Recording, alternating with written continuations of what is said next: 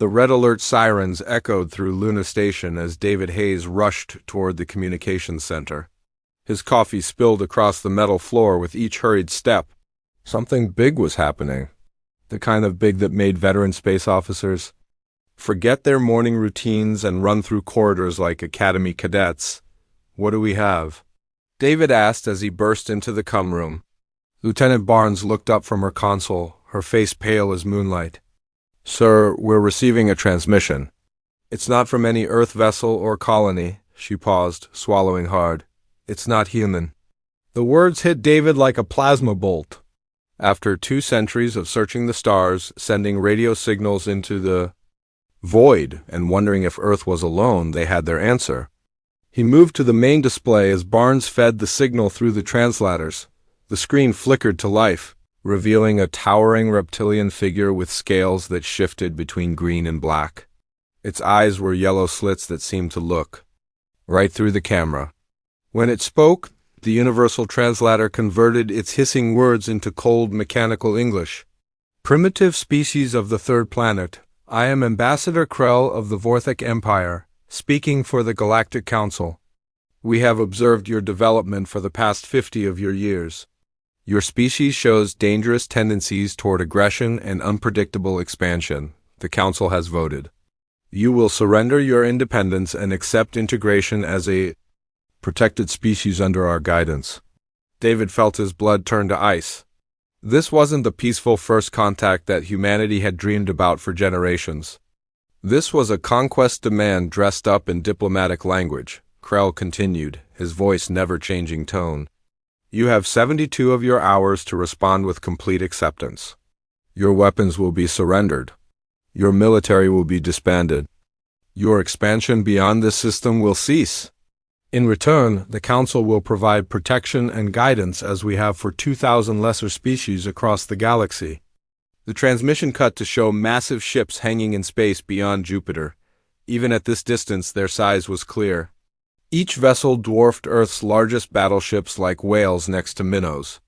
There were dozens of them, maybe hundreds, their hulls gleaming with unknown materials and bristling with weapons that could probably crack planets. "Failure to comply will result in corrective intervention," Krell's voice returned. "We do not wish to harm your species, but compliance is not optional. The galaxy has rules. You will learn to follow them." The transmission ended, leaving the cum room in stunned silence. David stared at the blank screen, his mind racing through everything humanity had built over the past 2 centuries. The lunar colonies, the Mars settlements, the asteroid mining operations, the proud ships of the Earth Defense Fleet, all of it suddenly seemed as fragile as soap bubbles. "Sir," Barnes whispered, "what do we tell Earth?" Within 6 hours, every major government on Earth had received copies of the transmission. Emergency sessions convened in every capital. The president of the Earth Alliance called an immediate meeting of the Defense Council. General Patricia Stone, the Alliance's top military commander, sat across from President Williams in the secure conference room beneath Geneva. 47 civilizations, Stone said, reading from the intelligence report. The message included a data package showing the extent of their territory. "They control most of the galaxy, David, most of it." President Williams rubbed his temples. At 62, he had guided Earth through trade disputes and colonial expansion issues, but nothing had prepared him for this. "What are our options, General? Militarily? We're outgunned by a factor of thousands to 1. Their ships are bigger, faster, and armed with energy weapons we barely understand.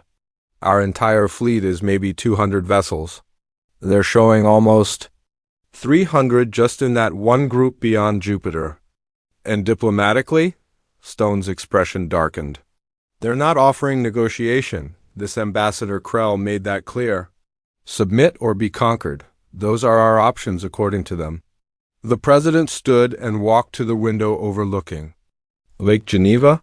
Somewhere above, alien ships waited for humanity's answer.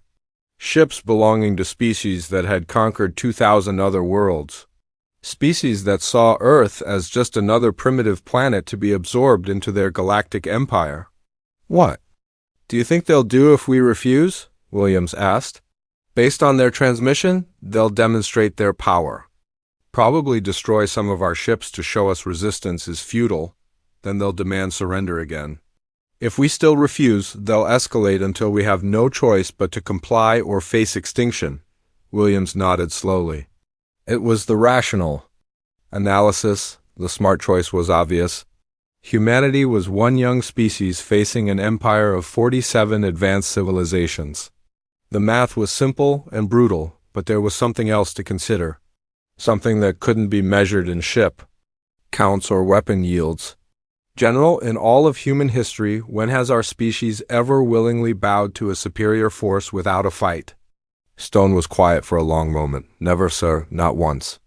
The Romans told Britannia to surrender. The British told America to submit. Napoleon told Europe to kneel. Hitler told the world to accept his rule. Every empire in history has made the same demand these aliens are making now. Williams turned from the window. And what did we do every time?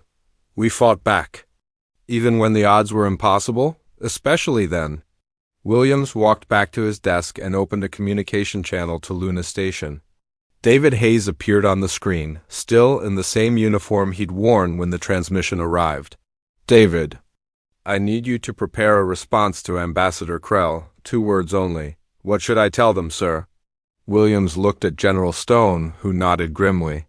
Then he looked back at the screen, at the man who would deliver humanity's answer to the galaxy. Tell them to come try. 6 hours later, every alien ship beyond Jupiter received the same message broadcast on all frequencies. 2 words in clear, unambiguous English that needed no translation. Ambassador Krell's response came within minutes. So be it. The die was cast. Earth had made its choice. In the face of impossible odds against an empire that spanned the galaxy, humanity had chosen defiance over submission. They had chosen to fight rather than kneel. The galaxy had made the first move by demanding Earth's surrender. Now it would learn what happened when you threatened a species that had never learned to back down from a fight. No matter how hopeless it seemed, war was coming to the solar system. The Council fleet emerged from hyperspace like a plague of metallic locusts, their ships gleaming against the black void between Mars and Jupiter. Admiral Thorne stood on the bridge of his flagship, the Sovereign's Will, watching the tactical display update with targeting data from 300 vessels. Each ship represented a different member species of the Galactic Council, their hulls bearing the distinctive markings of civilizations that had ruled the stars for millennia. Thorne's blue-skinned fingers traced patterns in the air, manipulating holographic displays that showed Earth's pathetic defensive line. 200 human vessels hung in space near Mars, their crude metal hulls looking like scrap metal compared to the elegant energy-shielded forms of the Council fleet. The sight almost made him laugh. Begin the demonstration, Thorne commanded. His tactical officer, a 6-armed creature from the Helix Nebula, activated the targeting systems. 3 Council destroyers moved forward, their plasma cannons charging with deadly light. The human ships tried to intercept, their primitive projectile weapons sparking harmlessly off Council energy shields. In less than 10 minutes, 20 Earth vessels had been reduced to glowing debris. The rest of the human fleet pulled back, clearly overwhelmed by the technological gap. Broadcast surrender terms, Thorne ordered. This was how integration always went. A show of force, minimal casualties, then acceptance of Council authority. The humans would join the galactic community as a protected species, their aggression channeled into useful labor under proper supervision. But the reply that came back from the human fleet commander made Thorne's mandibles click in confusion. Unknown vessels, this is Admiral Rebecca Torres of the Earth Defense Fleet. Your demonstration has been noted. Our response is unchanged. If you want our world, come and take it. Thorne studied the tactical display again. The humans had lost 10% of their fleet in minutes. Their weapons were useless against Council shields. Their ships were slower and less maneuverable. By all logical calculation, they should be requesting mercy, not issuing challenges. Admiral, his communications. Officer spoke up. The human ships are changing formation. They're advancing toward our line. Thorn watched in amazement as the remaining Earth vessels accelerated directly toward his fleet. Not in any tactical formation he recognized, but in loose groups that seemed almost random. Their fusion engines burned bright against the darkness, pushing the crewed ships to maximum velocity. "They're trying to ram us," his tactical officer announced with what sounded like admiration. "The readings show their reactor cores are running at dangerous levels." "Impossible," Thorn hissed. "No species attempts ramming attacks against superior forces. It's suicide." But the humans kept coming. The first group of 20 Earth ships smashed into the Council's forward line with the fury of meteors. Their nuclear reactors detonated on impact, releasing the contained energy of miniature stars. Council ships that had weathered asteroid impacts and plasma storms were torn apart by explosions that turned their own shields into death traps. Admiral Torres' voice crackled across all frequencies as more human ships began their final runs. "All vessels, this is it. If we're going down, we're taking them with us. For Earth, for every child who dreams of the stars. Make it count." Thorn watched his tactical display in growing horror as human ship after human ship dove into his formations like guided missiles. Each impact cost the Council a vessel that had taken decades to build and crew. Ships carrying the wisdom and technology of ancient civilizations were being destroyed by primitive humans who fought like cornered animals. "Pull back," Thorn ordered, as another group of Earth vessels targeted his flagship. "Full retreat now." The Council fleet withdrew beyond the asteroid belt, their perfect formations broken by an enemy that refused to follow the rules of civilized warfare. Behind them, the wreckage of 60 Council ships drifted among the debris of the human fleet. It was the highest casualty count the Council had suffered in over 1,000 years of integration campaigns. In his private quarters, Thorn reviewed the battle recordings with growing unease. The humans had lost more ships than the Council, but that wasn't the point. They had inflicted real damage on a superior force through pure determination and willingness to die fighting. More disturbing, their ramming attacks had been coordinated and effective, suggesting tactical thinking even in desperation. The quantum burst communication from the Council chamber arrived 3 hours later. The faces of 47 species leaders filled Thorn's screen, each one demanding explanations for what should have been a routine integration. Counselor Vex, the tentacled leader of the Aquarian worlds, spoke first. "Admiral Thorn, explain how a primitive species managed to destroy 60 of our vessels." "They used suicide tactics, Counselor, ramming attacks with nuclear self-destruction. No civilized species has ever attempted such methods. Because no civilized species needs to," growled Counselor Drac, his reptilian features twisted in anger. "These humans are not civilized. They are rabid beasts that must be put down before they infect other species with their madness." But Counselor Vex held up a restraining tentacle. "Or they are something we have not encountered before. A species that places independence above survival. The question is whether this makes them dangerous to the galactic order." Thorn thought of the human admiral's final broadcast, her voice steady even as her ship dove into the Council line. "They are certainly dangerous, Counselor. Not because of their technology, but because of their mindset. They would rather die fighting than live in subjugation." "Then we will accommodate their wish," Drax snarled. "I will lead a full war fleet to their system and sterilize their world. The galaxy will learn that defiance of the Council leads only to extinction." The debate continued for hours, but Thorn barely listened. He kept thinking about those human ships, their crews knowing they were flying to their deaths but doing it. Anyway, in all his centuries of service, he had never seen such fierce resistance to inevitable defeat. Most species, when faced with the Council's overwhelming power, chose survival over principles, but these humans seemed to operate by different rules entirely. The final vote was close but decisive. The Council would return to the Sol system with overwhelming force.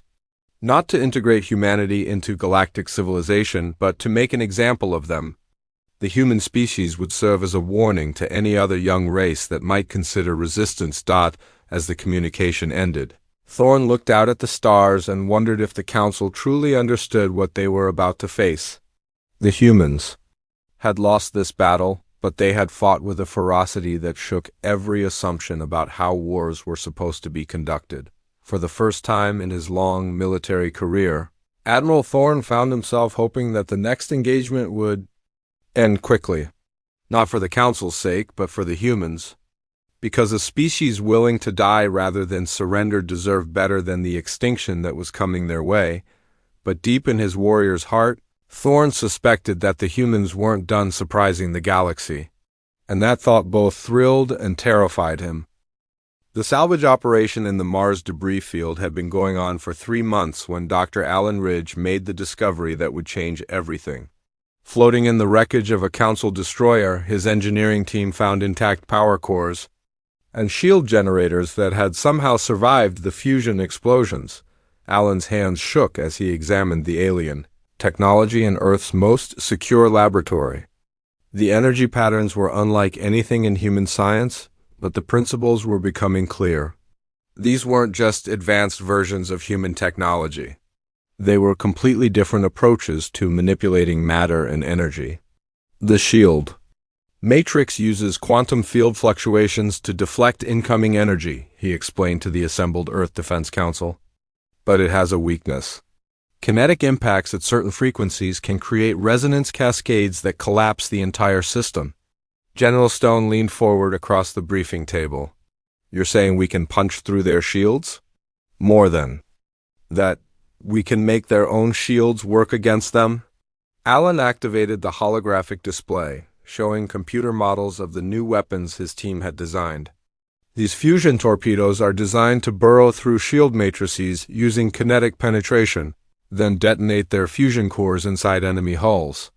President Williams studied the technical readouts with the intensity of a man whose entire species depended on understanding them. How long to build enough of these weapons to arm our fleet? We've been working around the clock for 6 weeks. The first production models are ready for testing. Alan switched to another display showing Earth's orbital shipyards. But we've built more than just new weapons. We've redesigned our entire approach to space combat. Colonel Lisa Morgan, Earth's top fighter pilot, stood to address the Council. The first battle taught us that standing still and trading shots with the Council is suicide. So we won't do that anymore. We're implementing hit-and-run tactics, using smaller, faster ships that can strike and disappear before the enemy can respond. The hologram showed sleek new Earth vessels that looked nothing like the bulky warships of 6 months ago. These ships were built for speed and stealth, designed to dart in and out of combat zones like angry hornets. The asteroid belt will be our battlefield, Morgan continued. Those big Council ships are built for open space combat. In the belt, they'll be sitting targets. As if summoned by their preparations, the long-range sensors detected the return of the Council fleet 2 days later. This time, there were over 1,000 ships arranged in perfect battle formations. The sight should have been terrifying, but something had changed in humanity during those 6 months of frantic preparation. The humans weren't afraid anymore. They were angry. Admiral Rebecca Torres, promoted after her predecessor's heroic death, broadcast Earth's response to the approaching Armada, Council fleet. This is Admiral Torres. You came here to teach us a lesson about galactic power. Last time, we taught you one about human determination. Ready for your next class? The second battle began among the tumbling rocks and ice of the asteroid belt. The Council ships moved in traditional formations, their energy weapons lighting up the darkness as they sought clear lines of fire. But the human ships didn't give them any. Earth's new tactics were like nothing the galaxy had ever seen. Small squadrons of human vessels would appear from behind asteroids, launch devastating torpedo attacks, then vanish back into the rocky maze before the Council could respond. The aliens' superior numbers meant nothing when they couldn't find targets to shoot at. Captain Tom Richards led the first successful attack, his squadron emerging from the shadow of a massive asteroid to catch a Council cruiser completely off guard. The fusion torpedoes punched through the alien shields like bullets through paper, their warheads detonating inside the ship's hull. The cruiser vanished in a brilliant explosion that lit up half the asteroid field. That's for Earth, Richards broadcast as his ships disappeared back into the rocks, but the Council adapted quickly. They began using wide-area energy sweeps to clear asteroids from their path, creating kill zones where human ships couldn't hide. The battle became a deadly game of cat and mouse, with both sides learning and adjusting their tactics in real time. Admiral Thorne commanded the Council forces from a new flagship, his previous vessel having been one of the casualties from the first engagement. He studied the tactical displays with growing frustration. The humans were using the asteroid field like a three-dimensional maze, appearing and disappearing at will. "They're not fighting like a military force," his tactical officer observed. "They're fighting like pirates. No formations, no predictable patterns, because they're not trying to win a traditional battle," Thorne realized. "They're trying to make us bleed for every kilometer of space. Make this campaign too costly to continue." A new alarm sounded as another Council ship fell to. Human torpedoes. The aliens had lost 50 vessels in 6 hours of combat, while the humans had lost only 20. The casualty ratios were completely reversed from the first battle. The fighting continued for 3 days and nights, a brutal grinding match among the asteroids. Human ships would strike and fade, while Council forces tried desperately to pin down an enemy that refused to stand still. Bodies and wreckage drifted between the rocks, testament to the ferocity of the engagement. On the third day, both fleets were exhausted. The Council had lost 200 ships, the humans had lost 150. Neither side could claim victory, but something had fundamentally changed in the balance of power. Admiral Torres broadcasted a message to the surviving Council ships. "You came here with 1,000 vessels to crush 200. Now you have 800, and we still have 350. How do you think this is going for you?" The psychological impact was devastating. For the second time in galactic history, a primitive species had fought the mighty Council to a standstill.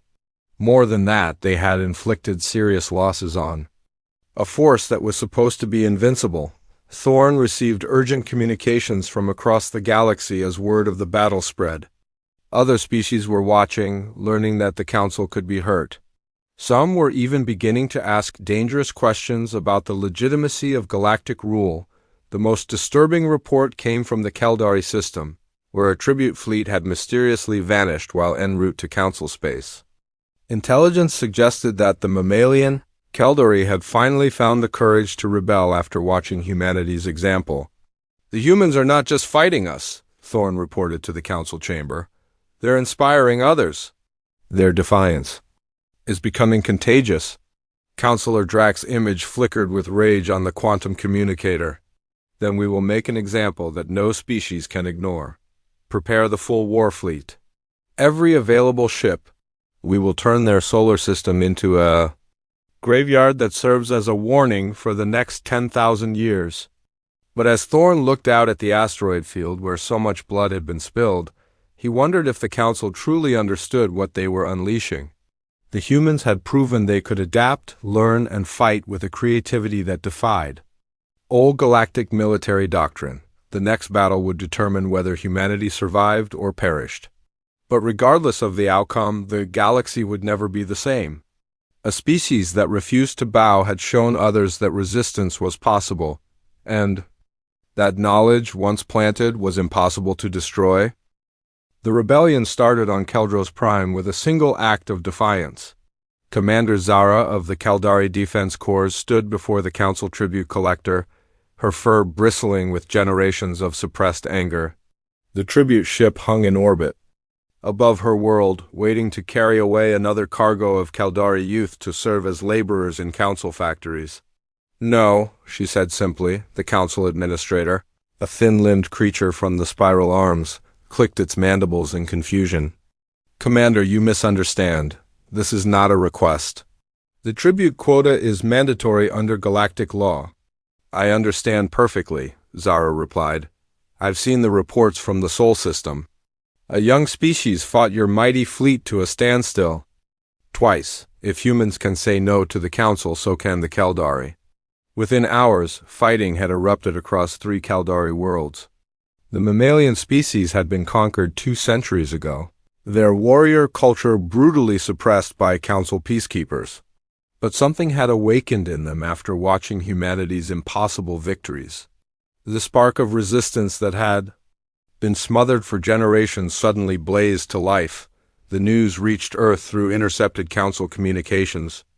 Captain Mike Foster was monitoring alien transmissions from Luna Station when the reports started flooding in. Species after species was rising up across the galaxy. The insectoid Thizes had stopped sending their tribute fleets. The aquatic Corvani were sabotaging Council supply lines. Even some of the older subject races were beginning to question their chains. "It's like a wildfire," Foster reported to the Earth Defense Council. "Everywhere the news of our battles has spread, species are finding the courage to resist." General Stone studied the galactic map where red indicators marked worlds in rebellion. "How many so far?" "At least 40 species in open revolt, with more joining every day. The Council is facing the largest uprising in galactic history." But the Council's response was swift and merciless. The first example came on Keldros Prime itself. Council battleships appeared in orbit and began systematically destroying cities from space. The planetary bombardment continued for 3 days until the world's surface glowed like a dying ember. The message was broadcast to every world in the galaxy. The scenes of destruction were meant to crush the rebellion before it could spread further. But the effect was exactly opposite of what the Council intended. Instead of cowering in fear, more species joined the revolt. The sight of Keldros Prime burning became a rallying cry that echoed across 1,000 worlds. The Council had revealed its true nature, not protectors, but oppressors willing to commit genocide to maintain power. On Earth, the mood was grim but determined.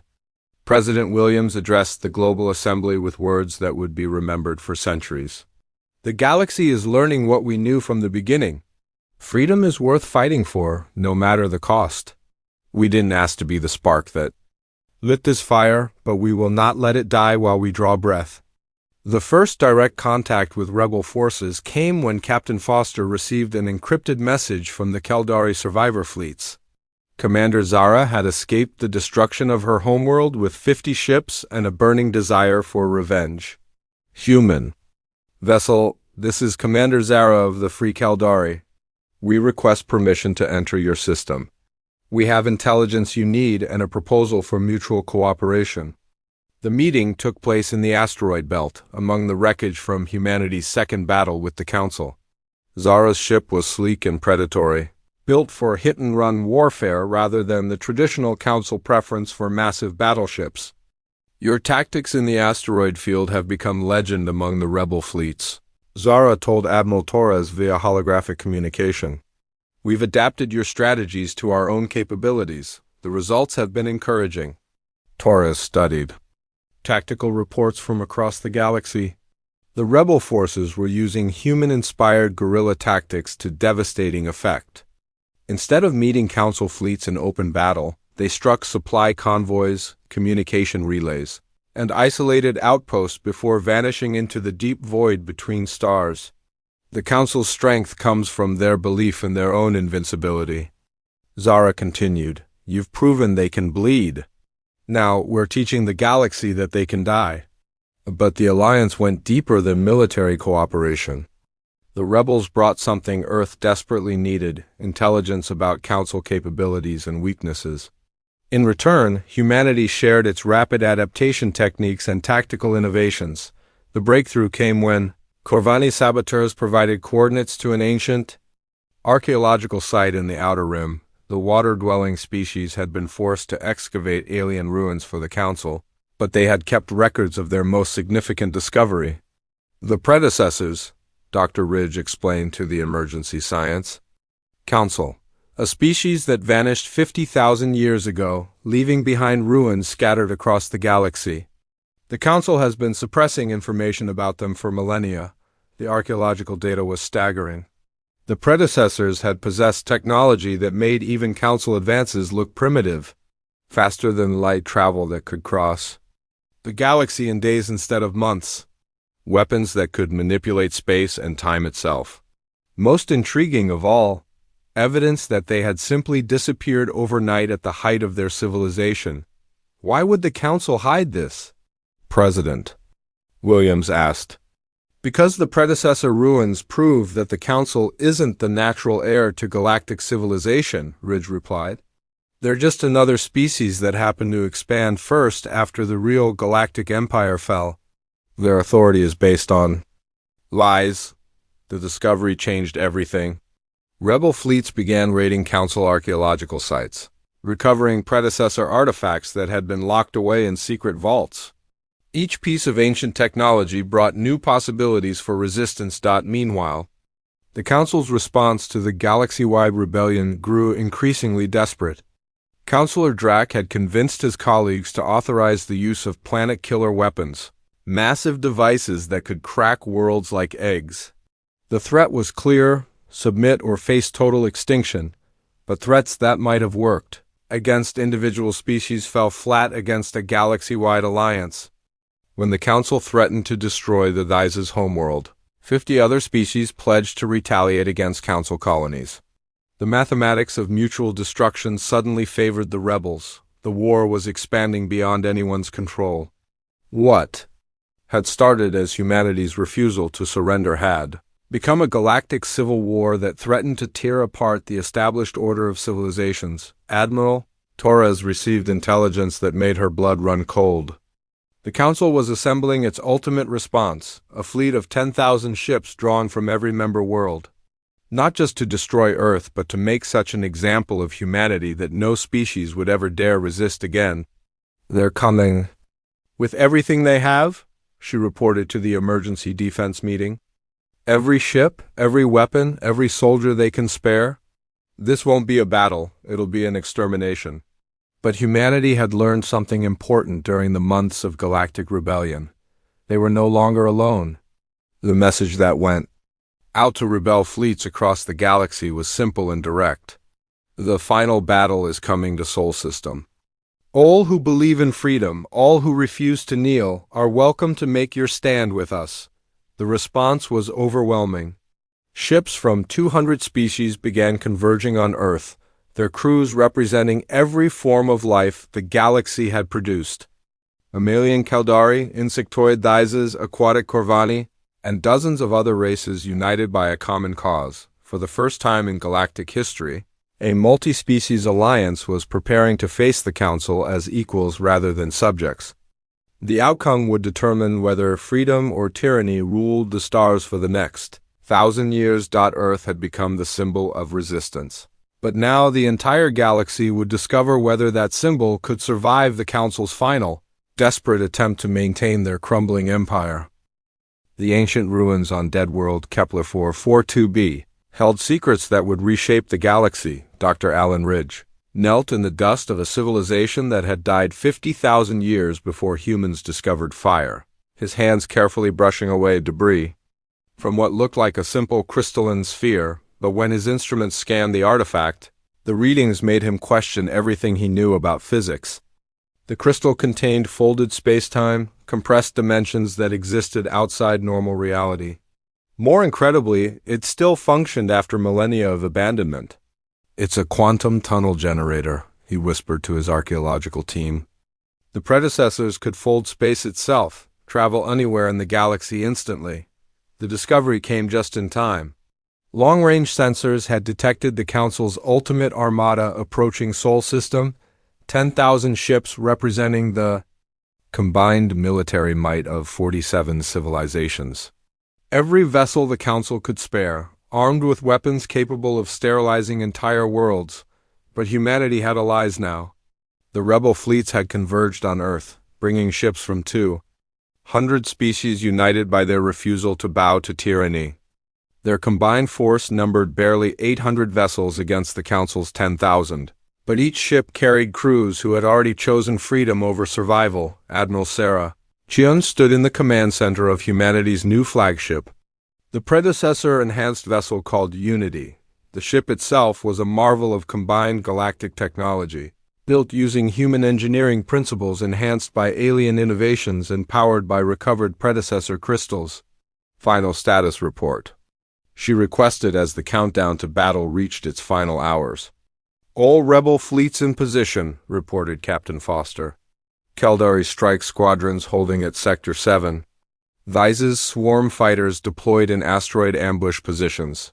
Corvani saboteurs have confirmed successful infiltration of 3 Council command ships.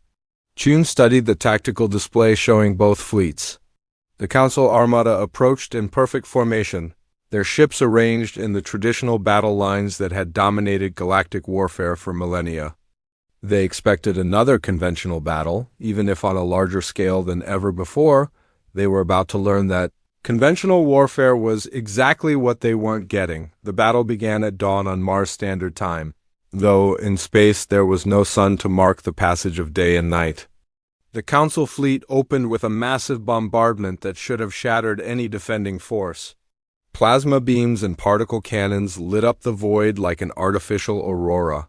Their combined firepower enough to crack continents, but the rebel ships weren't where the targeting computers expected them to be. Using predecessor spacefold technology, the entire rebel fleet had shifted position during the bombardment, appearing behind and within the Council formations. The effect was devastating. 800 ships suddenly materialized in the middle of an enemy fleet that had been designed to fight from long range. All ships, this is Admiral Chun, execute scatter pattern 7, make every shot count. The rebels fought like a pack of wolves attacking a herd of cattle. Fast, vicious strikes followed by immediate retreats to new positions. The Council's superior numbers became a liability in the chaos of close-range combat, with friendly fire incidents adding to the confusion. Captain Tom Richards piloted his fighter through a gap between 2 Council dreadnoughts, his ship's predecessor enhanced weapons tearing through alien hulls like paper. Behind him, his squadron of mixed-species pilots followed the attack pattern that had been refined through months of desperate fighting. "Remember," he broadcast to his pilots, "we're not trying to destroy their entire fleet. We just need to break their command structure and shatter their will to fight." The key targets were the Council's command ships, massive vessels that coordinated the movements of dozens of smaller craft. If those ships could be eliminated, the perfect formations would collapse into chaos. The breakthrough came when Corvani saboteurs succeeded in their desperate mission. The aquatic species had infiltrated 3 Council command vessels during the approach, their water-breathing biology allowing them to survive in ship systems that would kill most other life forms. At the critical moment, they triggered quantum explosions inside the command ship's cores. The detonations didn't just destroy the vessels, they created space-time ruptures that propagated through the quantum communication networks linking the Council fleet. Suddenly, 10,000 ships found themselves cut off from Central Command, their perfect coordination shattered by weapons that attacked reality itself. Admiral Thorne watched his battle plan disintegrate from the bridge of his flagship. Half his fleet was out of communication, the other half was engaging enemies that appeared and vanished like ghosts. His tactical officers reported impossible readings, ships that existed in multiple locations simultaneously, weapons that fired backwards through time, fighters that seemed to phase in and out of normal space. "Sir," his communications officer announced, "we're receiving a transmission from the rebel flagship." Admiral Chin's image appeared on the main screen, her expression calm despite the chaos of battle raging around her ship. "Admiral Thorne, this is Admiral Chun of the Free Galaxy Alliance. Your fleet is cut off and surrounded. Your command structure is destroyed. I'm offering you one chance to surrender and avoid further bloodshed." Thorne looked at his tactical display. In the past 6 hours, his fleet had lost over 3,000 ships to an enemy force 1/8 its size. The rebels weren't just winning. They were demonstrating that everything the Council believed about warfare was obsolete. "You cannot defeat the combined might of 47 civilizations," Thorne replied, though his voice lacked conviction. "We're not fighting 47 civilizations," Chun responded. "We're fighting the fear and oppression that you've spread across the galaxy for thousands of years. And fear dies when people stop believing in it. As if to prove her point, alerts began flashing across Thorne's command screens. Ships from his own fleet were breaking formation, their crews refusing orders to continue the attack. The spiral arm species that had been conquered only centuries ago were remembering what freedom felt like. The rebellion was spreading even to council forces. The final blow came from Captain Richards, whose squadron had been stalking the council flagship for the past hour. Using predecessor phase shift technology, his ship materialized inside the massive vessel's shield grid, appearing directly above the main reactor core. "This is for every species you've enslaved," Richards broadcast as he triggered his ship's reality bomb, a predecessor weapon that created localized space-time collapse.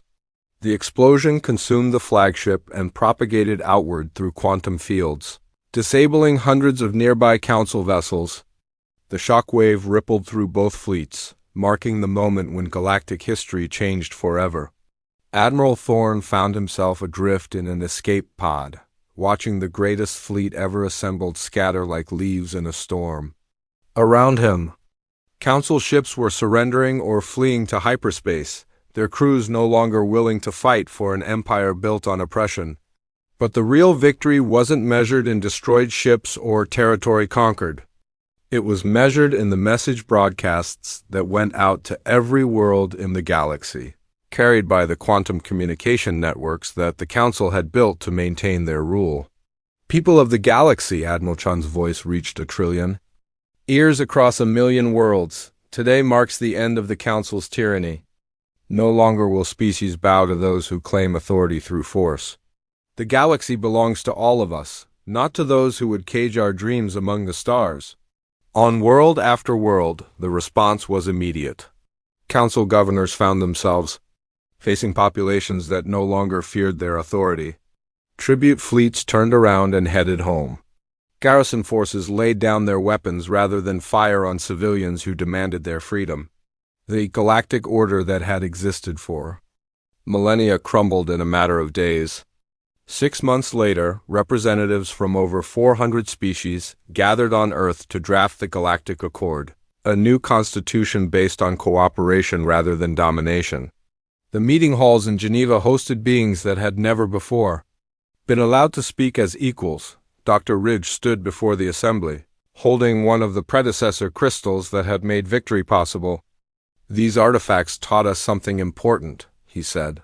"The predecessors didn't disappear because they were conquered.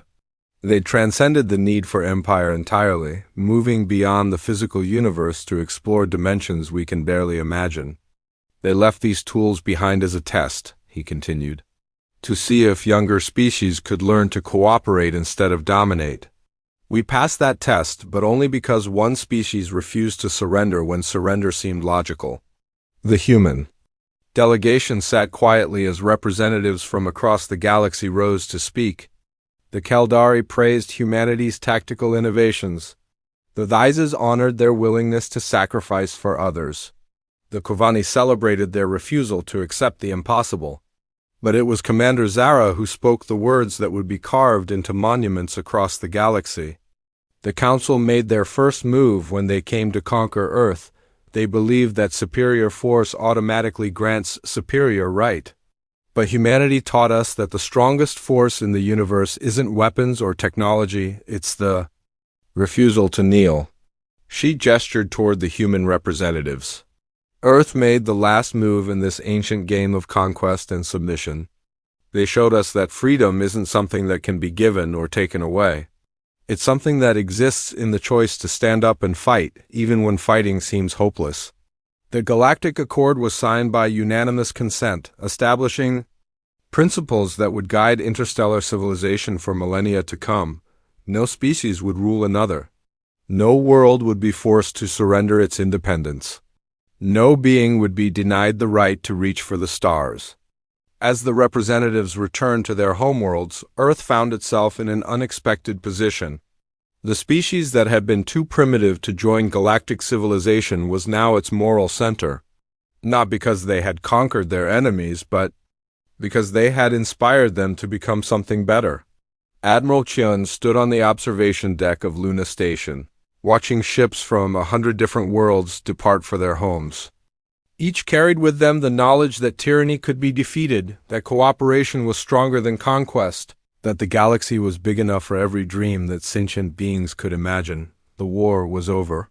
The Council's empire had fallen. But more importantly, something new had taken its place, a galactic community, built on the radical idea that all beings were created equal under the stars. Humanity had refused to bow when the galaxy demanded submission. In doing so, they had freed not just themselves, but every species that would ever look up at the night sky and wonder what lay beyond their world. The galaxy had made the first move when they came to Earth expecting easy conquest. But it was humanity that made the last move, and it changed everything forever.